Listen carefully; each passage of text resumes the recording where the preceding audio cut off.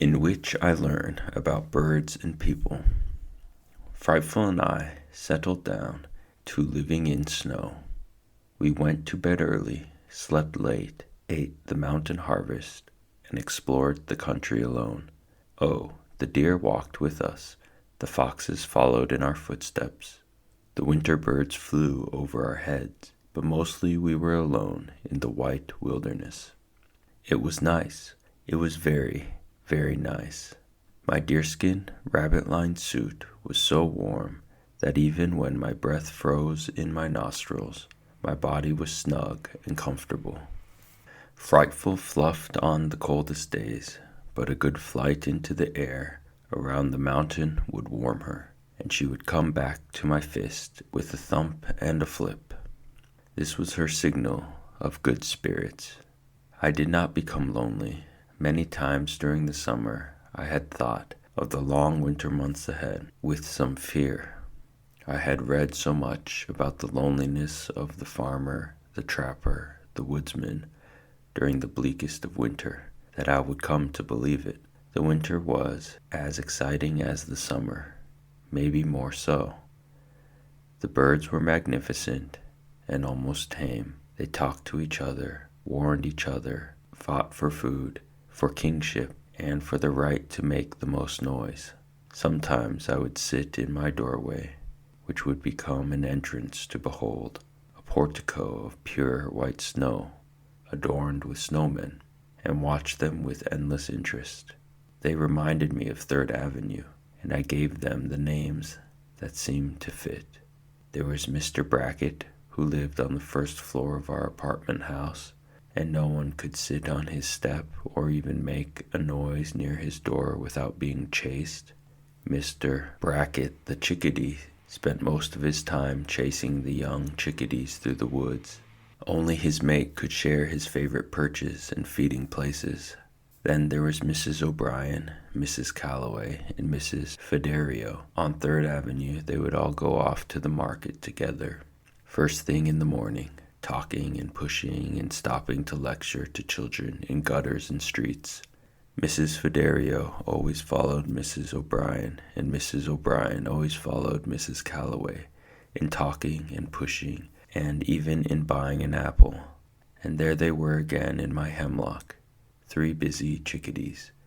They would flit and rush around and click and fly from one eating spot to another.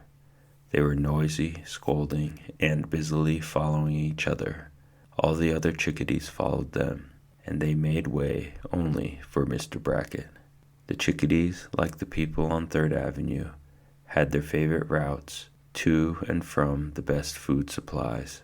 They each had their own resting perches, and each had a little shelter in a tree cavity to which they would fly when the day was over.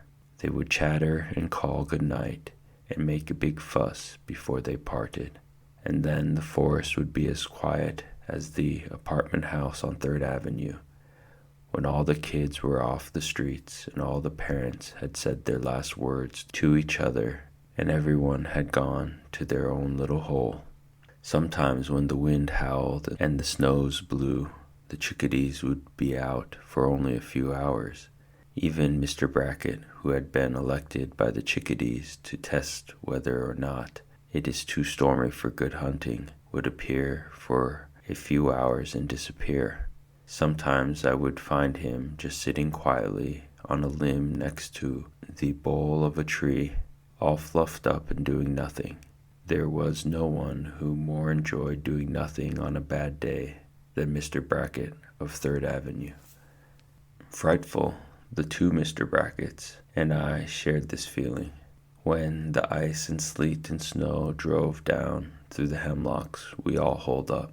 I looked at my calendar pole one day and realized that it was almost Christmas. Bando will come soon, I thought. I'll have to prepare a feast to make a present for him. I took stock of the frozen venison and decided that there were enough steaks for us to eat nothing but venison for a month. I scooped under the snow for tea-berry plants to boil down and pour over snowballs for dessert. I checked my cachet of wild onions to see if I had enough to make onion soup, and set aside some large, firm ground nuts for mashed potatoes. There were still piles of dogtooth violet bulbs and Solomon's seal roots and a few dried apples. I cracked walnuts, hickory nuts, and beech nuts, then began a pair of deer-hide moccasins to be lined with rabbit fur for Bando's present. I finished these before Christmas, so I started a hat of the same materials. 2 days before Christmas, I began to wonder if Bando would come. He had forgotten, I was sure, or he was busy, I said, or he thought that I was no longer here and decided not to tramp out through the snows to find out. On Christmas Eve, Bando had still not arrived, and I began to plan for a very small Christmas with Frightful. About 4:30, Christmas Eve, I hung a small, red cluster of tea berries on the deerskin door. I went in my tree room for a snack of beech nuts when I heard a faint halloo from far down the mountain. I snuffed out my tallow candle, jumped into my coat and moccasins, and plunged out into the snow. Again a halloo floated over the quiet snow. I took a bearing of the sound and bounced down the hill to meet Bando. I ran into him just as he turned up the valley to follow the stream bed. I was so glad to see him that I hugged him and pounded him on the back. "Never thought I'd make it," he said. "I walked all the way from the entrance of the state park. Pretty good, eh?" He smiled and slapped his tired legs. Then he grabbed my arm, and with 3 quick pinches, he tested the meat on me. "You've been living well," he said. He looked closely at my face. "But you're going to need a shave in a year or 2. I thanked him, and we sprang up the mountain, cut across through the gorge and home. "How's Frightful?" he asked as soon as we were inside and the light was lit. I whistled. She jumped to my fist. He got bold and stroked her. "And the jam?" he asked. "Excellent, except the crocks were absorbent, and they are sopping up all the juice. Well, I brought you some more sugar. We'll try next year. Merry Christmas, Thoreau," he shouted, and looked about the room. "I see you've been busy. A blanket, new clothes, and an ingenious fireplace with a real chimney. And say, you have silverware." He picked up the forks I carved. We ate smoked fish for dinner, with boiled dogtooth violet bulbs. Walnuts dipped in jam were dessert. Bando was pleased with his jam. When we were done, Bando stretched out on my bed, and he propped his feet up and lit his pipe.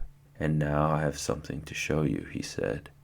He reached in his coat pocket and took out a newspaper clipping. It was from a New York paper. It read, "Wild boy suspected living off deer and nuts in wilderness of Catskills." I looked at Bando and leaned over to read the headline myself. "Have you been talking?" I asked. "Me? Don't be ridiculous. You have had several visitors other than me." "The fire warden, the old lady," I cried out. "Now, Thoreau, this could only be a rumor. Just because it is in print doesn't mean it's true. Before you get excited, sit still and listen." He read, "Residents of Delhi in the Catskill Mountains report that a wild boy who lives off deer and nuts is hiding out in the mountains. Several hunters stated that this boy stole deer from them during the hunting season."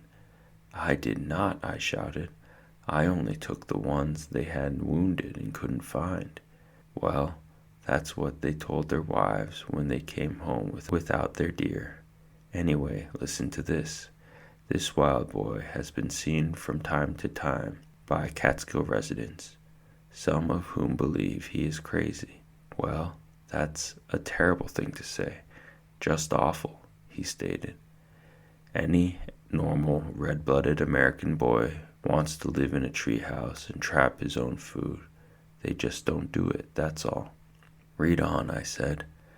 "Officials say there is no evidence of any boy living alone in the mountains, and add that all abandoned houses and sheds are routinely checked for such events.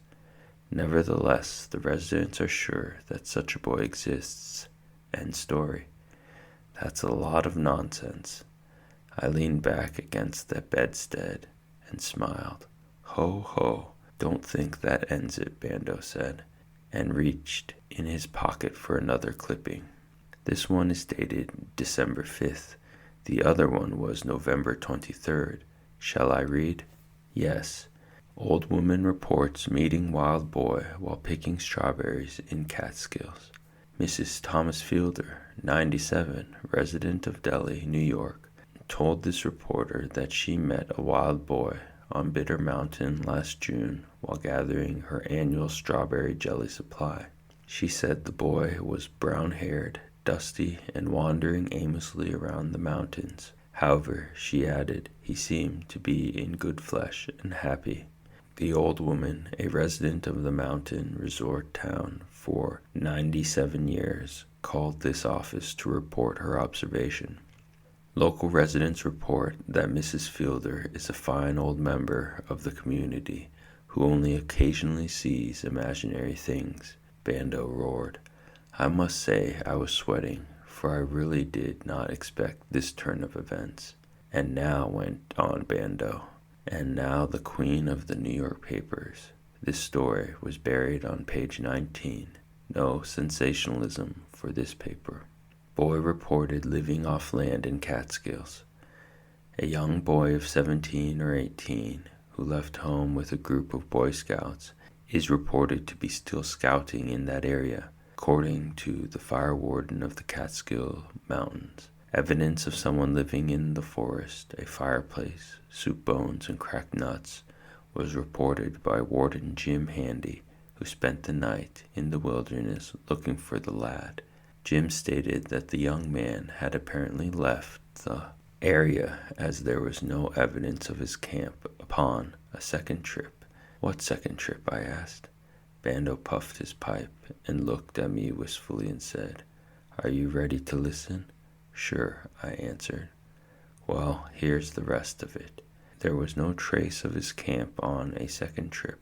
The warden believes that the young man returned to his home at the end of the summer. You know, Thoreau, I could scarcely drag myself away from the newspapers to come up here. You make a marvelous story. I said, Put more wood on the fire. It is Christmas. No one will be searching these mountains until May Day. Bando asked for the willow whistles. I got them for him, and after running the scale several times, he said, Let us serenade the ingenuity of the American newspaper man. Then let us serenade the conservationists who have protected the American wilderness so that a boy can still be alone in this world of millions of people. I thought that was suitable, and we played Holy Night. We tried the 12 Days of Christmas, but the whistles were too stiff and Bando too tired. Thoreau, my body needs rest. Let's give up, he said after 2 bad starts. I blanked the fire and blew out the candle and slept in my clothes. It was Christmas when we awoke. Breakfast was light, acorn pancakes, jam, and sassafras tea. Bando went for a walk. I lit the fire in the fireplace and spent the morning creating a feast from the wilderness. I gave Bando his presents when he returned. He liked them. He was really pleased. I could tell by his eyebrows. They went up and down and in and out. Furthermore, I know he liked the presents because he wore them. The onion soup was about to be served when I heard a voice shouting in the distance. I know you are there. I know you are there. Where are you? Dad? I screamed, and dove right through the door onto my stomach. I all but fell down the mountain shouting, Dad? Dad? Where are you? I found him resting in a snowdrift, looking at the cardinal pair that lived near the stream. He was smiling, stretched out on his back, not in exhaustion, but in joy. Merry Christmas, he whooped. I ran toward him. He jumped to his feet and tackled me, thumped my chest, and rubbed snow in my face. Then he stood up, lifted me from the snow by the pockets on my coat, and held me off the ground so that we were eye to eye. He sure smiled. He threw me down in the snow again and wrestled with me for a few minutes. Our formal greeting done, we strode up the mountain. "Well, son," he began, "I've been reading about you in the papers, and I could no longer resist the temptation to visit you. I still can't believe you did it." His arm went around me, and he looked real good, and I was overjoyed to see him. "How did you find me?" I asked eagerly. "I went to Mrs. Fielder, and she told me which mountain.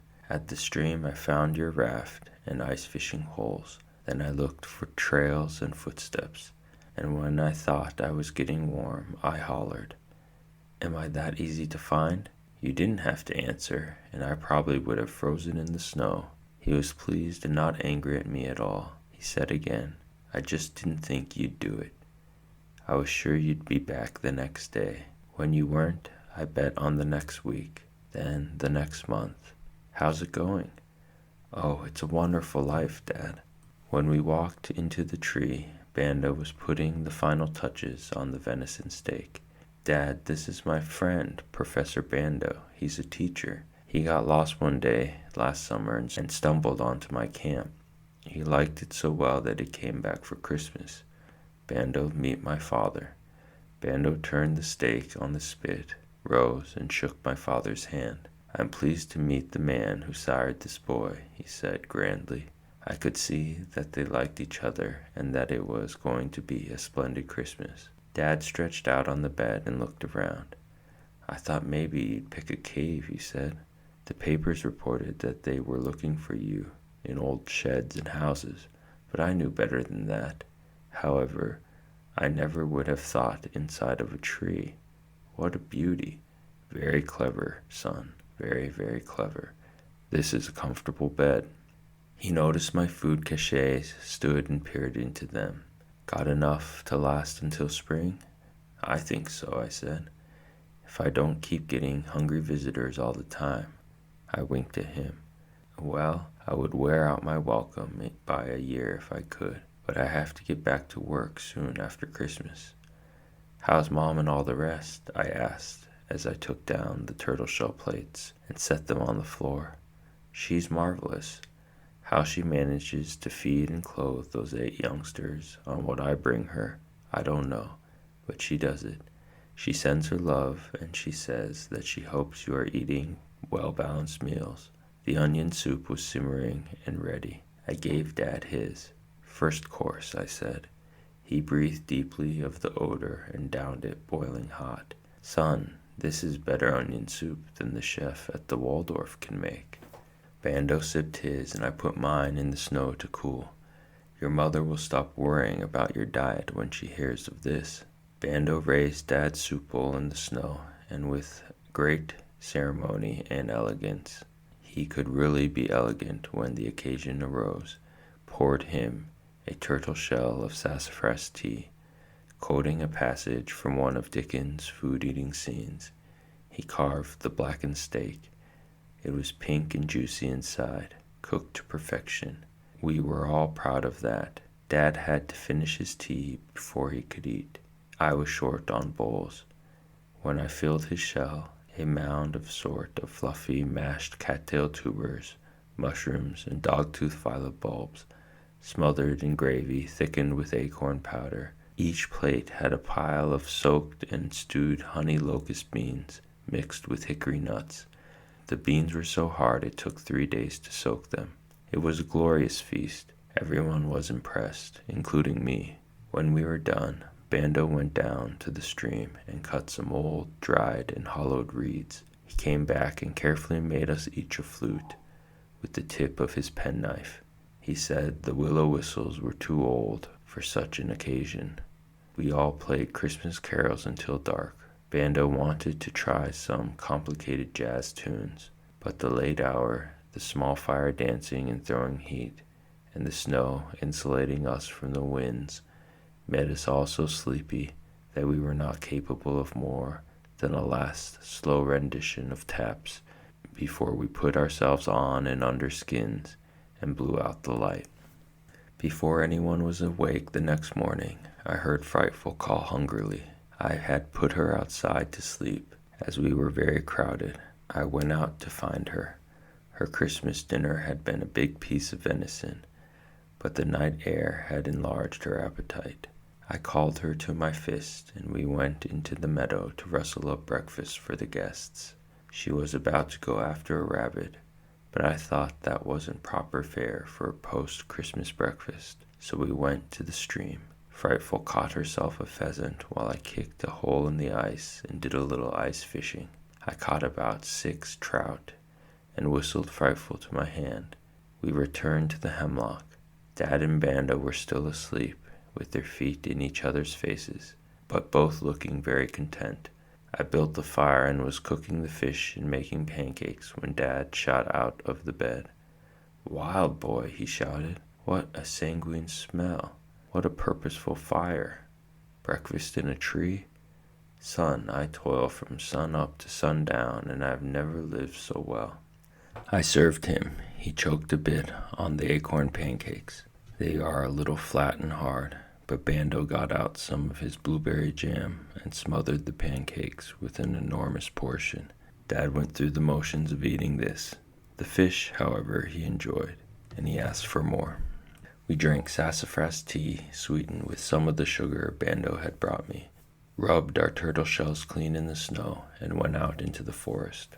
Dad had not met Frightful. When she winged down out of the hemlock, he ducked and flattened out in the snow, shouting, "Blast off!" He was very cool toward Frightful until he learned that she was the best provider we had ever had in our family, and then he continually praised her beauty and admired her talents. He even tried to pet her, but Frightful was not to be won. She snagged him with her talons. They stayed away from each other for the rest of Dad's visit, although Dad never ceased to admire her from a safe distance.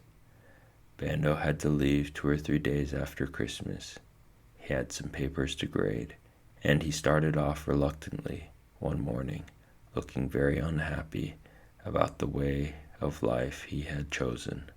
He shook hands all around and then turned to me and said, "I'll save all the newspaper clippings for you, and if the reporters start getting too hot on your trail, I'll call the New York papers and give them a bum steer."